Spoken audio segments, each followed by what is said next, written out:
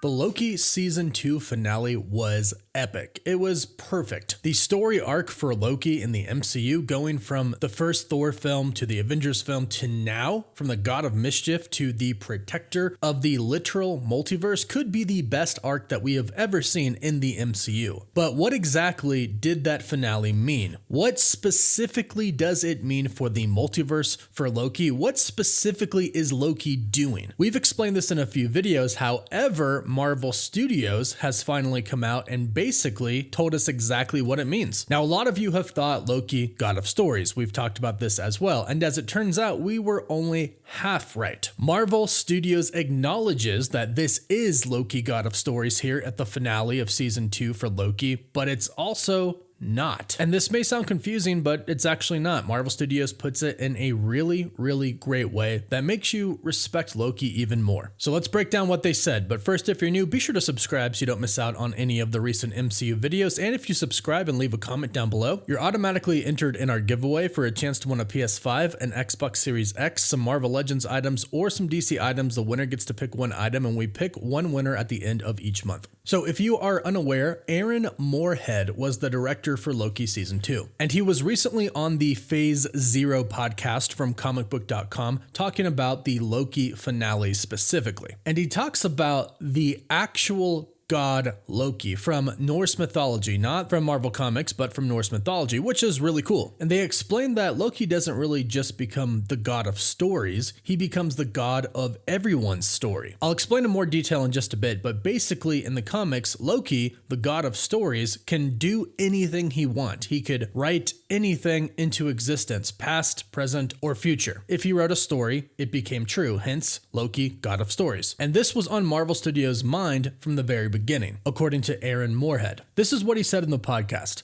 One of the early days discussions about how we're going to be treating the entire final episode, especially the last half of the final episode, we were actually looking at the Wikipedia for Loki, not the comic book character, but the actual god. And he was the god of stories. And when we looked up at the whiteboard that Tom and Kevin Wright, the producer, brought us in to see, it had written God of Stories. It was just a little note somewhere, and we really latched onto that. And so we feel like somebody who is the god of mischief, he's the god of chaos and trickery and all that, he's transformed into, I wouldn't even say god of time, I would say he's the god of everyone's story. And he's a librarian that protects it and allows it to flourish. So this is really interesting and is actually another characteristic that makes you love Loki even more when you hear this really explained. Loki essentially did become He Who Remains. He is the god of stories. He could rewrite anything, which is his power in the comics. He could rewrite any existing event that had happened in the Marvel Comics universe, changing the past, therefore changing the future. This is what KANG did essentially. He would interfere with the timelines to make it exactly as he wanted it to. Plus, as he mentioned several times,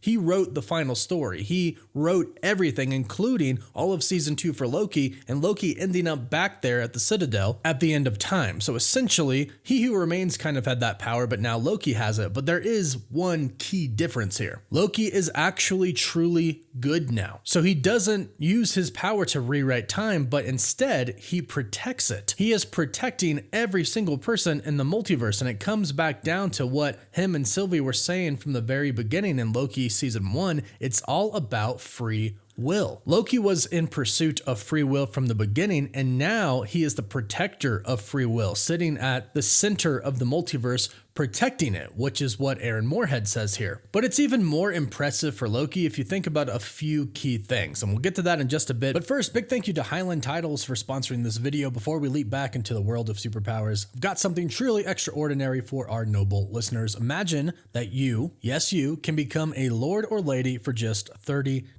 Buying a plot of land from highlandtitles.com will allow you to make use of a Scottish tradition in which landowners are given a courtesy title. With more than 15 15,000 5-star reviews, the Highland Titles gift pack is an incredibly popular gift, and the Highland Titles app, available from the App and Play stores, is a new addition that allows you to explore a 3D replica of the land. Choose the location of your plot and decorate it using augmented reality. Embrace the majesty, as every purchase helps to conserve the awe-inspiring, heroic beauty of the Scottish wilderness. You can soar into the world of nobility, my friends, by visiting highlandtitles.com and become a lord or lady today. Use the discount code COSMIC to receive 25% off your order. That's highlandtitles.com and use code COSMIC.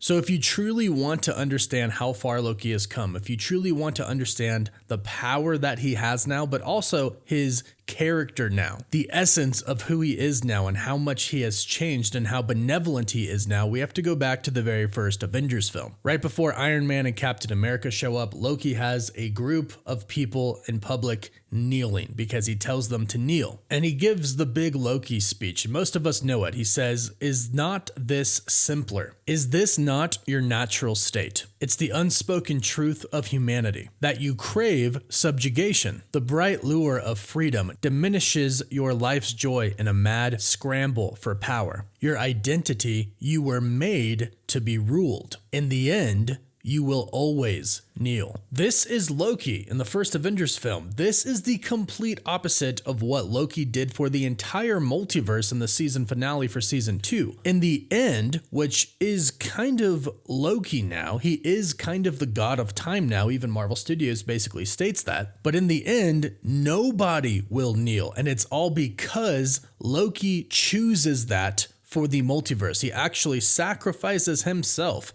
so that nobody will have to kneel. And what is very interesting is that line of Loki being the god of time, where Aaron Moorhead says, "I wouldn't even say the god of time, I would say he's the god of everyone's story, and he's a librarian that protects it and allows it to flourish." The protects it and allows it to flourish part kind of refers to two different things. One is KANG and all of the variants of Nathaniel Richards, aka KANG. He is protecting it from KANG, however, the TVA is doing most of that work. What Loki did was enable the multiverse to exist. He empowers it, he gives it life, and he made sure He Who Remains was dead so that he could not interfere and only make one sacred timeline, but the multiverse could actually exist. However, there's another part to this. He is also protecting it from himself. Loki, if he wanted to, could do whatever he wanted to with the multiverse. He could literally be the god of stories, rewrite everything to exactly how he wanted it to, just like He Who Remains did. So obviously he's not doing that. The whole point was for everybody to have free will, but if Loki wanted to, he could become the actual god of stories and change everything. When Aaron Moorhead says, "I wouldn't even say the god of time," that kind of means he could be called that, but instead they'd rather call him a librarian that protects the multiverse and allows it to flourish. But basically that is saying you could call him the god of time because he can control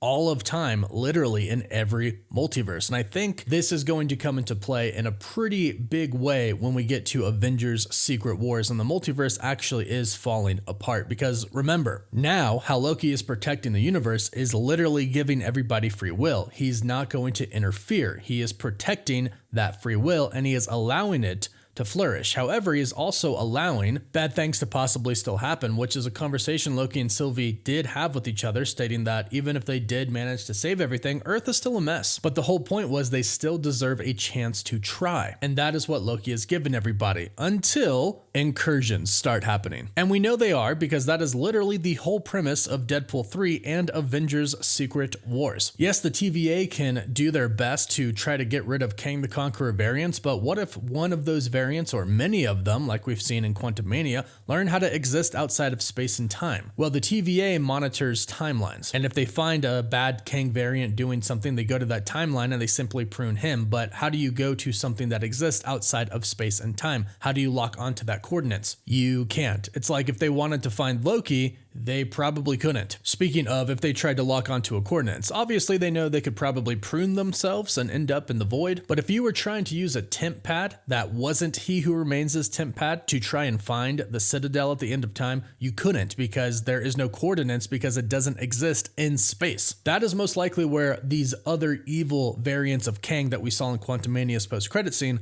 are right now. They have mastered time travel because that's what Kang the Conqueror does, so they're outside of time and space. So Loki has given everybody free will, and it's an amazing story arc for him because it's essentially a complete opposite version of who we met in the first Thor and Avengers film. Instead of making everybody else kneel, essentially he is kneeling for everybody else to be able to have free will. That is until Secret Wars. We'll have to wait and see what happens there, but give us your best theory of what's going to happen with Loki in Avengers Secret Wars, and let us know how you feel about Loki's story arc in the MCU. Drop your thoughts and comments down below. Please don't forget to like the video and subscribe so you don't miss out on any of the latest videos. You can find us on Instagram and Twitter as well. And as always, thank you all so much for watching.